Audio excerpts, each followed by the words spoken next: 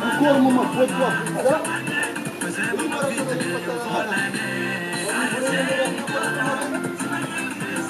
sino po siya nariwit siya?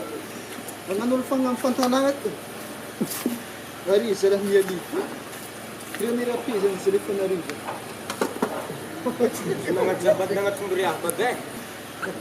Kansan. Sarak-saram na. Sandar man ka na rin. Baba, Zafat, kung sa ganahilip. Era pezino. Sim. Kakara ulo Zaf.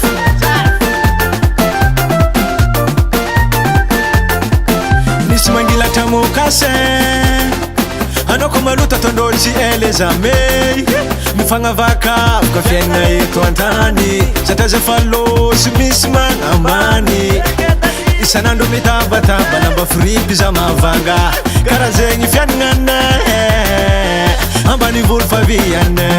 Sivateri toftan favianga binolu. Sambe amra eni lezama fukunolu. Zanikeli Vomanunga chamela kutanjunguna kuchitunga. Isomasa ula zazare kifama vitaro. Zalala nga zanikeli Ame zalala nga zane Keme zalala nga zanikeli Ame zalala nga zane Fakaratia no fane wazi Zeko misoma tisu kupanyaro Fakaratia no fane wazi Zeko misoma tisu kupanyaro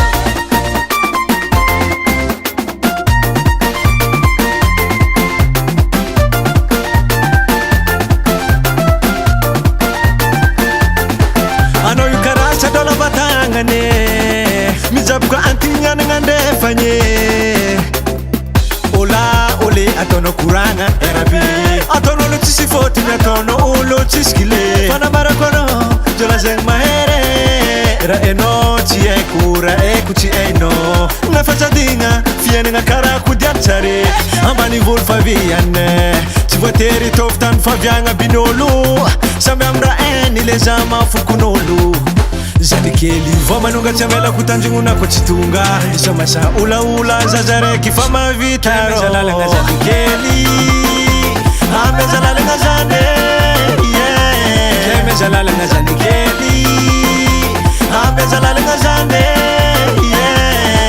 Fakaratia no fane wazi Zeko misoma tisu kupanyaro Fakaratia no fane wazi Zeko misoma tisu kupanyaro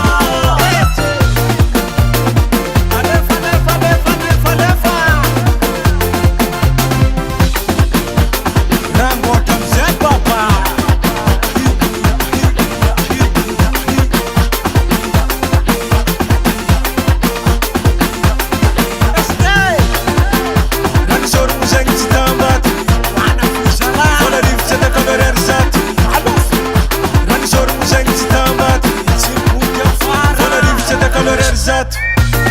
Kakara ulo Zaf Fabricor Keme zalala nga zanikeli Ame zalala nga zane Keme zalala nga zanikeli Ame zalala nga zane Fakaratia no fane wazi Zeko misoma tisu kupanyaro Fakaratia no fane wazi Zeko misoma tisu kupanyaro